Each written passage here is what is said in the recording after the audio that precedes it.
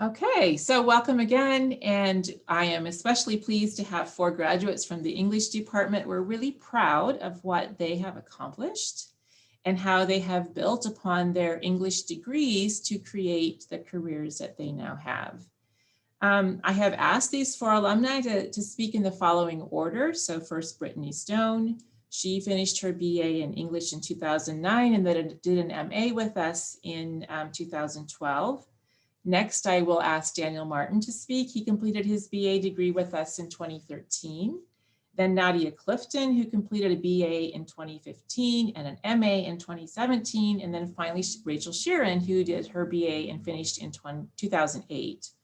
So I have asked each of them to briefly describe their current positions and some of the responsibilities that are part of that position. And also, most importantly, I think, to talk about how their English degree has contributed to their getting a job and doing the work, and how that continues even now. And several of them might also talk about their decision to pursue an MA degree or to get a professional degree. So the floor is yours, Brittany. All right, thank you. Well, I'm Brittany Stone. First things first, I just want to thank each of you for giving up part of your Friday afternoon to be here with us. And thanks to Dr. Miller for organizing it, and also for the invitation to, spread the good word about the value of an English degree. Always game for that. So as Dr. Miller had said, I did do both my bachelor's and my master's degree with UNC Charlotte. My master's, my concentration was applied linguistics, and finished all of that up in 2012. It was a very long, drawn out process for me. I had a baby somewhere in the middle, and so lots of life stuff happening. But as far as job history is concerned, I've had a bunch of different roles that a lot of people wouldn't necessarily on the surface see the connection between. But the thing that really does connect all of them is the skill set that I had because of my English degrees. So regardless of the role that I've been in, so it's been project manager, technical writer, communication strategist, teacher, speechwriter, and consultant, or is where I've spent the bulk of my career is as a consultant. All of those things have really been built on the foundation of my English majorness. So for the last 4 years or so, I owned my own consulting practice and focused mostly on helping companies from end to end make large scale changes, usually with a digital transformation component. So digital transformation is a new-ish corporate buzzword around basically implementing new technology tools, or for large established companies, upfitting their old technology tools and sort of bringing them forward into, this decade, and in some instances, this century, with their technology capabilities. So that's what I've spent most of my time doing. Now, end to end in my case really means that I help the top of the house with that initial strategy component, filling out a business case, figuring out the high level strategy of how are you going to roll out these changes, and then working really closely with project management and technology teams internal to those companies. Figure out how to do all of the product design and configuration of these new tools. Typically, I take on the role of managing all of the stakeholder engagement pieces. So making sure there's buy-in, people know what's going on. I work on the communication strategy, all the way through the very last bit of the end, which is end user training. So figuring out, all right, so now we have this new tool. How are people going to know how to use it? And so putting together the curriculum in some cases, in other cases, actually physically doing the training for them. So there's a lot of different places where I can plug in to kind of help on that end-to-end digital transformation piece. Now, I loved owning my own business, and it was very lucrative work. So don't let anybody tell you you can't make money as an English major, because that's a lie. But I did 3 months ago make a switch to transition into a full-time role with a technology consultancy. So one of the downsides of owning my own business is that I was the whole business. So I was the accountant, the web designer, the legal team, I was IT, I was sales, and oh yeah, I had to spend the 40 hours a week working on client projects, and it was just a lot. And so one of the things I wanted to do was just focus more on my own development and ability to focus a little bit more just on the consulting piece. And so that's what I'm doing. I'm in my new role and I love it. And now my title is Lead Product Strategist. As an English major, I have a technology job and I love it. So how does my English degree fit into all of this? Okay. First, there is not a single human endeavor that is not mediated through language. Not one. So being and having like expertise in language is a huge advantage and will allow you to work in multiple industries and pick up on things and transfer those skills. Because if you have, as part of your core competencies and skill sets, a command of language, you are already ahead of many. Number two, I can write. I'm really good at writing. And that means that I can effectively persuade, okay? I can adjust to my audience. I can bring clarity to gray areas. I can help people understand complexity. And I can present other people's ideas with more clarity than they can. And so that's often sometimes what happens when they call us as a consultants and be like, I'm trying to do this thing and it is not working and we need help to make it work. And then I come in and I hear everybody out and I go, okay, all right. This is what you really need to be telling people. You kind of are, but you're just not doing it very well. And they pay me a lot of money to do that. Number three, I'm really good at consuming large quantities of information. And y'all English majors, you know, you can read a lot of text in short periods of time. And you can consume large amounts of verbal information, right? So whether it's written, whether it's verbal, I'm good at consuming large quantities of information, connecting the dots, identifying key concepts, synthesizing those key concepts, and presenting back my analytic findings. Just because you're analyzing words doesn't mean it's not analytic thinking, okay? And that is a huge benefit. So basically, those things have been the single most critical pieces of my business success and my ability to be successful in whatever industry or role I find myself in. It is all built on that foundation. So there may be people in your life, I know there were in mine, there may be articles that you've read. I know that I have ran into my fair share along the way as well that may want you to believe that an English degree limits your employability. But in my experience thus far, I've actually found that my English degree has enabled me to switch paths at whatever juncture I need to switch and still bring my core strengths with me and then just pick up new things along the way that I can just add to my toolbox. So as a result, I mean, I've been able to build a career for myself in the ever-growing technology space of digital transformation, which is great news because as the pace of technology continues to change, people still aren't particularly good at strategizing or implementing those changes. And that's where I fit in, is in that strategy work, that communications work, that stakeholder engagement work, that synthesizing large amounts of information and connecting the dots and presenting things back. That's a huge skill set that you can apply in a lot of ways. So that's my spiel. Thank you, Brittany. That's just terrific. So we're going to learn about a different career path from Daniel Martin. If you could please take the virtual floor. Sure, and that's a tough act to follow, Brittany, but I'll give it a shot. So, just to echo some of the things that Brittany said, I'd like to thank everyone for being here and for this invitation to speak about, my experience. It's been a while since I've visited UNCC. I moved out of Charlotte about a year after graduating to go to law school.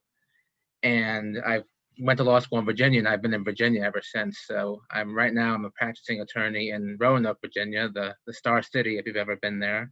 It's a little small city about 4 hours or so north of Charlotte. So if you haven't been there before, I'd recommend visiting. There's lots of interesting things to see here.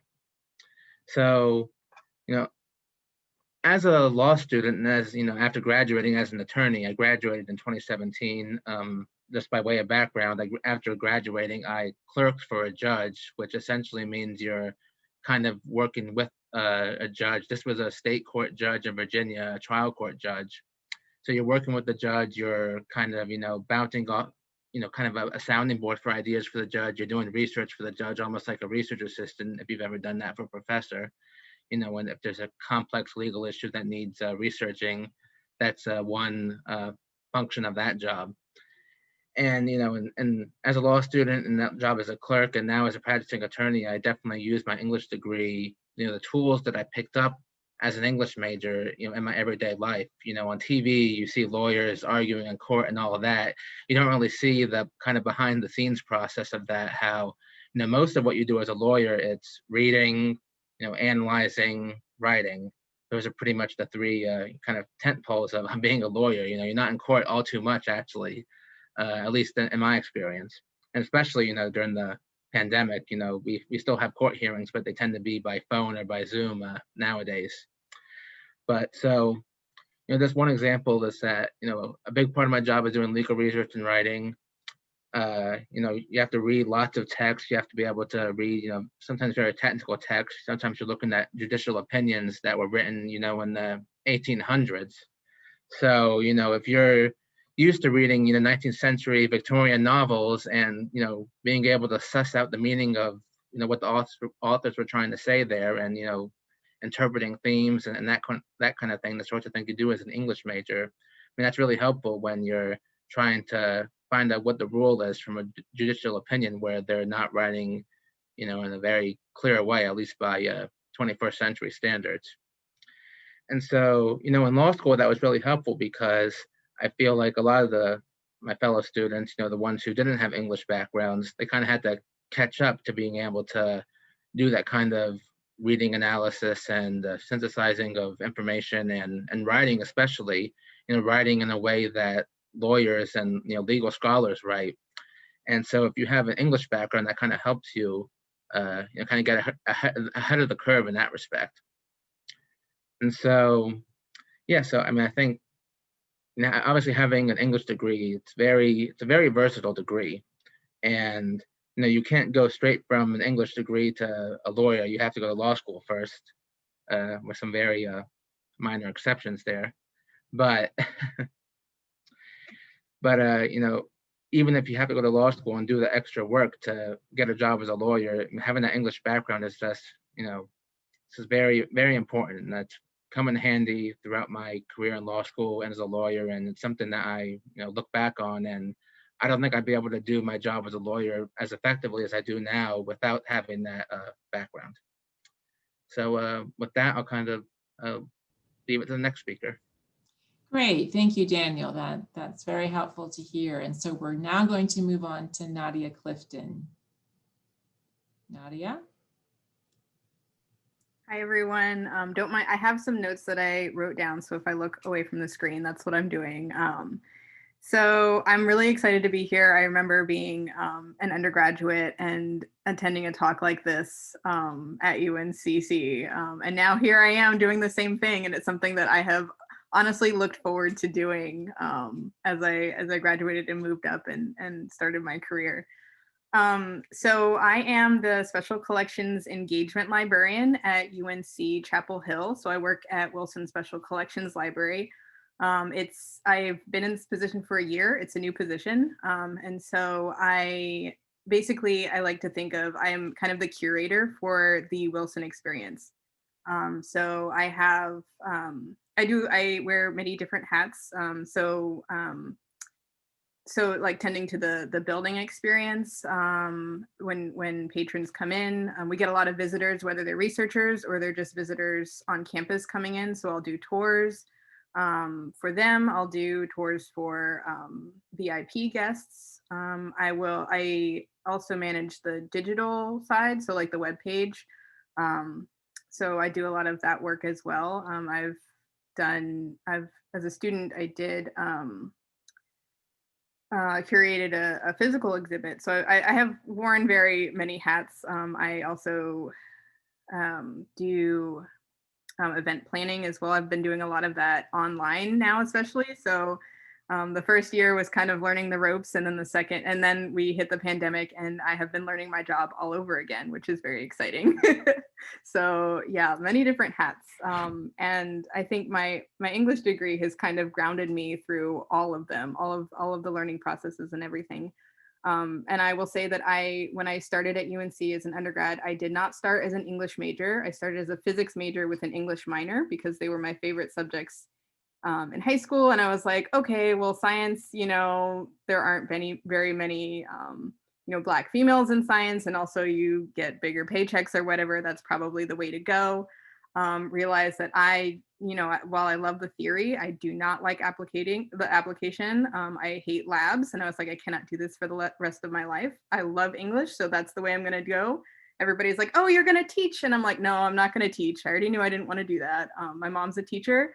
I have so much respect for teachers and professors. They work so hard. I was like, I can't do that. I was like, I don't know what I want to do, but I'm going to figure it out. And I did. And so, during one of my last year's summers as an undergraduate, I did a project with Dr. Roach, who is here, and Dr. Melnikoff in the special collections at Atkins Library. And I was like, wow, this is awesome. I'm going to be a librarian. And so I'd already known that I was going to get an MA in English because I loved it. Wasn't ready to leave yet. And then, so to be a librarian, you also want having 2 degrees, 2 master's degrees. So one in library science and one in another area. It doesn't really matter what it is. So I was like, all right, that's the path that I'm going to go on. So I did my MA in English, and then I did an MA in library science at UNC Chapel Hill, and was fortunate enough to be able to stay and work there. I think so. Some of how my English degree has helped, definitely have to echo, especially a lot of what Brittany said. So the writing and the communications piece is so important. I do so many different types of writing, right? So like there's blog posts, there's instructions and guidebooks, there's handouts, text for web pages and alerts, emails to patrons, and also to potential partners, right? So reaching out, making connections with them, and being able to explain and distill like complicated procedures. So if I'm writing to a patron, as a student, I was working in research and instruction, and so especially writing to a patron about how to find something online, so they're not able to come to the library to do research. They're looking online. And so you're like, how do, it can be very complicated to do research in the archives, even just digitally. And so just writing to them, here's the steps you want to take, here are some starting places. And so just being able to communicate clearly to people, the first time especially, is really important. I see Jen Monroe. Hi, Jen.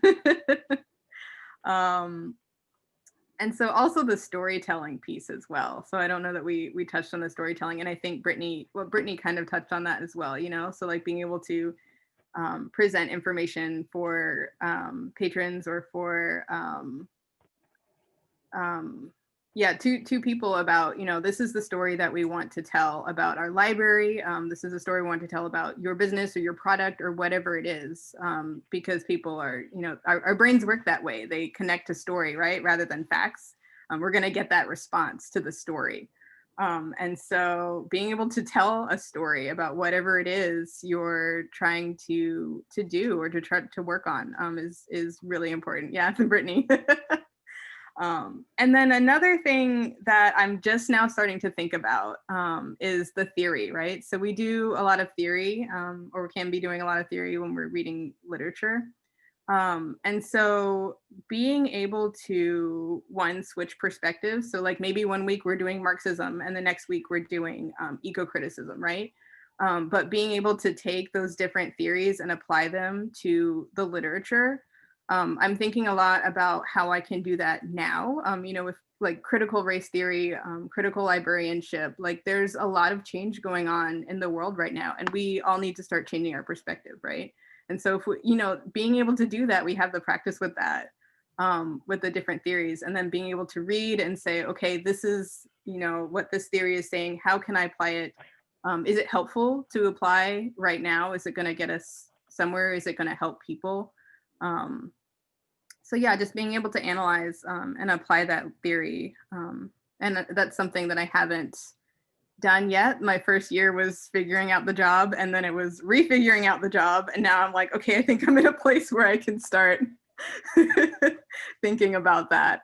So that's my next step. So, just everything about my English degree has been so incredibly helpful. And I think employers especially, once they get past, you can explain things like that in your cover letter. And once they get past the cover letter and the resume, they're going to be talking to you, and employers really, they respond to the people, right? You can have the same exact qualifications as somebody else on paper, but then when they meet you, you need that little extra something, right? So they're going to respond to that as well. If you can respond to them as a person, right? Instead of just, here are all my qualifications. Being able to tell the story about how you can, not fit well, but how you can help and do well in that position. And I will turn it over to, I think Rachel's next. Yeah, well, thank you so much, Nadia. That was, again, just fantastic. So now our last presenter, Rachel Sheeran, please. You have the floor. Hi, everyone. I love these panels. I had the privilege, thank you, Dr. Monroe, for inviting me again. I was on a panel like this a few years ago, and I got to hear from our North Carolina State Teacher of the Year and so many people doing so many different things. And to be honest, where we get a little older, maybe in our careers, people don't ask us as much, what was your major in college? And so thanks for the opportunity to come back and talk about the major I chose. I was telling Liz and Vasiliki earlier that I chose English because I liked the classes. I thought they were fun.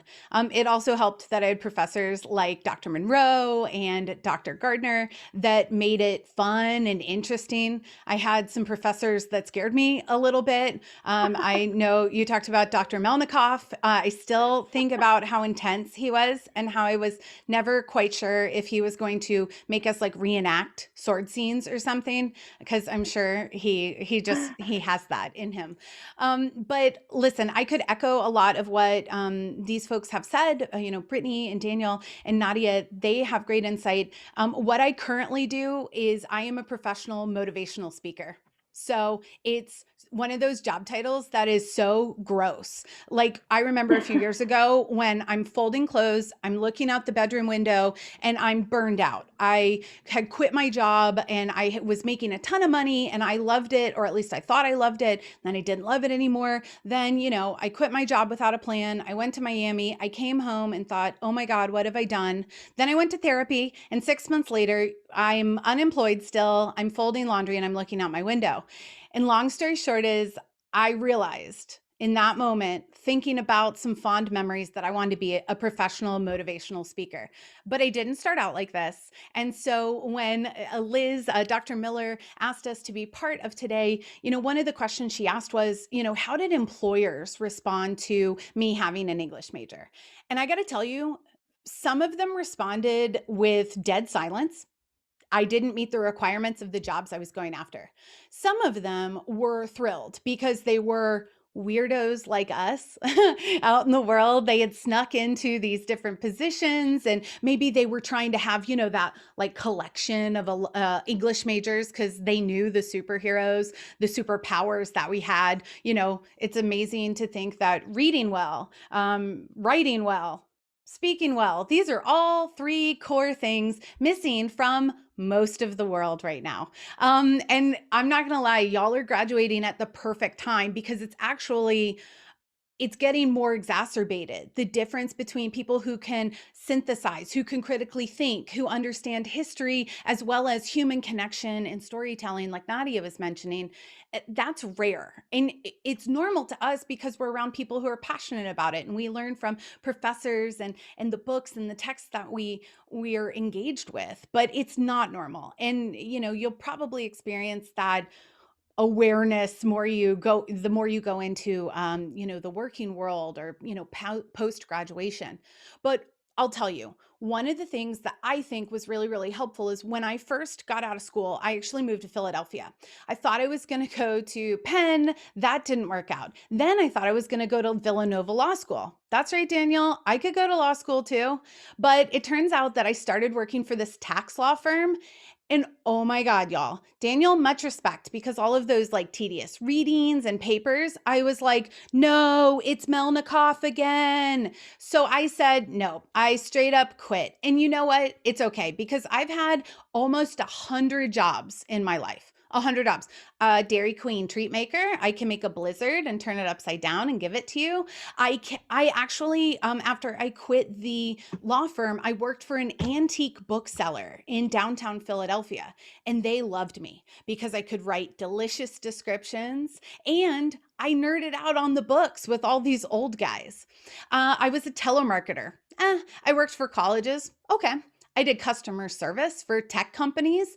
And that's when I discovered, very similarly to Brittany, that I loved helping people who couldn't advocate or communicate communicate their best ideas. And that's, I think, one thing I would implore you all to walk away from today with is the fact that having an English degree gives you a superpower to increase other people's impact and your own, because it is impossible to feel bad when you're helping somebody else. And I think that, storytelling is one beautiful side of it. But also the flip side of storytelling is there's a moral, and there's also that ripple effect of impact you can have. And there's also too the stuff that you want. I mean, storytelling and advocating and sales are all in that same area. And that's actually where I found a lot of my success professionally before I started my own business, was in the sales realm. And what's great about that is that I started off with small businesses. I mean, some folks don't even have college degrees. Some of them started their own business because they didn't quite fit the mold. That's a great place for English majors. Then as I increased in sales, what I started to realize was that storytelling and communication was advocating my best ideas, because as a professional, no matter what you do, it's your job to be the expert for your clients. And clients can be the students you teach. Clients can be the people you sell to. Clients can be the people that you're helping develop products for or writing technical documents for. It can stretch the gamut. But when you can advocate your best ideas, great news. You can get what you want out of life, which I don't know about y'all, but I like getting what I want. And if you really started to get creative, I mean, pull from some of your favorite stories. We all know the hero's journey. Thanks, UNC Charlotte English Department. And so we know that there's going to be challenges along the way. There's going to be fights along the way. There's always the person in the book who can keep their head about them and also know what they want, know what they're going after. They can connect with people and rally people behind them. I mean, look at the entire comic book, superhero convention, right? Or if you're more into Game of Thrones, I mean, it's all over everything that we look at and we think, and that can be us too. And so what I would challenge you with is, if you're in the story of your life, which you are, what role do you want to play? And to me, I want to be the hero. I want to be the hero of my own life. And so that's, I think, when I think about, some of the things that people have said about my English degree along the way, if they don't understand the value that I bring, if whether or not the requirements ask for it, which by the way, none of the jobs I've ever held have asked for an English degree, which is why I would encourage you to make sure you have an awesome cover letter that says you're missing out if you don't consider me. And this is why. And I always put the fact that an English degree gets the trifecta of reading, writing, and communicating. And then I end my cover letter with something that, by the way, of all the job interviews I have ever been on, I have lost one job. And of course, I immediately walked out and I was like, I don't want this job, so it doesn't matter anyway. But that's the way I think.